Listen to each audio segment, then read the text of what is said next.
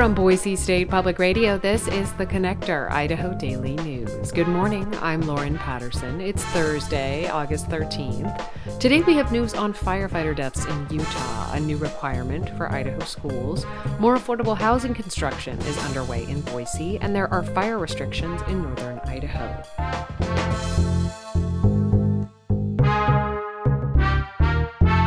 When the McCall City Council meets this evening, they're expected to accept the resignation of their city manager. McCall is one of only 2 Idaho cities with a city manager form of government. The other is Twin Falls. It was August of 2024 when Forrest Atkinson took over as McCall's chief executive, putting him in charge of the resort community's day-to-day operations. Phil Cushlin is expected to take over as interim city manager for McCall, while a new search gets underway for a full-time replacement.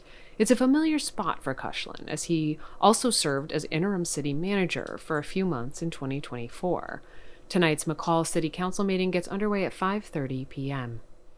There's much that's new in any school year, but as George Prentice reports, perhaps the biggest change for every Idaho public school this fall is a required moment of silence. When the Idaho legislature voted to require a 60-second moment of silence in the state's 700-plus public schools, much of the pushback at the time came from former or current educators. Is it the job of the legislature to dictate how time must be spent in every public school in Idaho?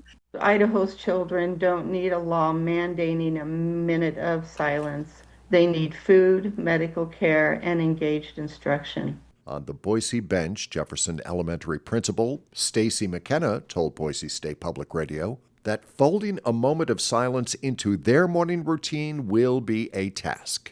A moment of silence, generally speaking, for elementary students can be a little bit of a challenge. We're approaching it by incorporating it into our morning routine. But over in southeast Boise at Timberline High School, it won't be until later in the day when they attempt to quiet things down for a minute. Here is Principal Chad Wright.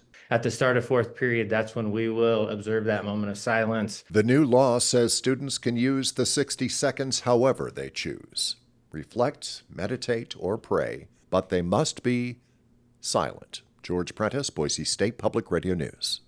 Fire danger has prompted Stage 1 and 2 fire restrictions across northern Idaho, according to a press release from the U.S. Forest Service. Stage 1 fire restrictions are in effect for Kootenai, Shoshone, and Benewah counties, and Stage 2 fire restrictions are in effect for Bonner and Boundary counties.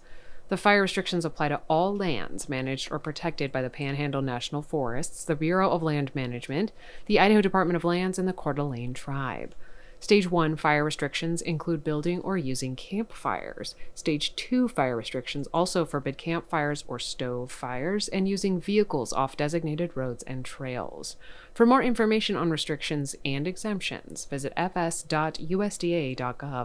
The restrictions are in place until further notice. Firefighter deaths are adding up this summer, with 2 of the most recent stemming from a helicopter crash in Utah. A friend and colleague shared memories about the pilots with the Mountain West News Bureau's Murphy Woodhouse. The 2 pilots, Chris Anderson and Miles Elliott, were working for a U.S. Forest Service contractor on Utah's massive Wide-Mouth 2 fire. Their huge Sky Crane chopper went down Friday morning. Federal helicopter manager Jessica Reeves worked closely with the pair this season. I just want to get out how amazing these men were, and it's going to be a really big loss for the aviation community for sure. She'll remember Chris as a deeply experienced pilot who had flown missions around the world and who could be counted on in the toughest conditions. She'll cherish memories of Miles taking advantage of quiet moments to play the video game Fortnite with his son back home in California. What I remember most about him is him trying to be in touch with his son as much as he could. Federal officials have logged more than a dozen fire line deaths so far this year. For the Mountain West News Bureau, I'm Murphy Woodhouse. The city of Boise celebrated the groundbreaking of the Sherwood this week, a new affordable housing development located in the Lusk district on the western edge of the BSU campus, according to a press release from the city. The new building will have 2- and 3-bedroom apartments for families and includes space for a daycare center. The new development will also feature a community lounge with a demonstration kitchen, classroom, computer lab, and a courtyard that includes a playground and outdoor kitchen. Construction is slated to be completed in winter of 2027.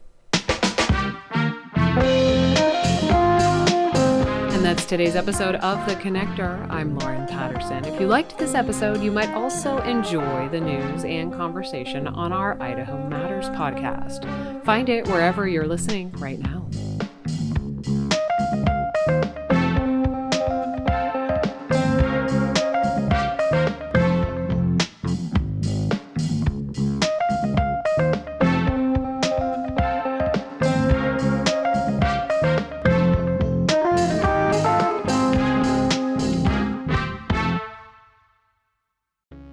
The fatal shooting of a teenager at a protest in Seattle has gone unsolved for 6 years.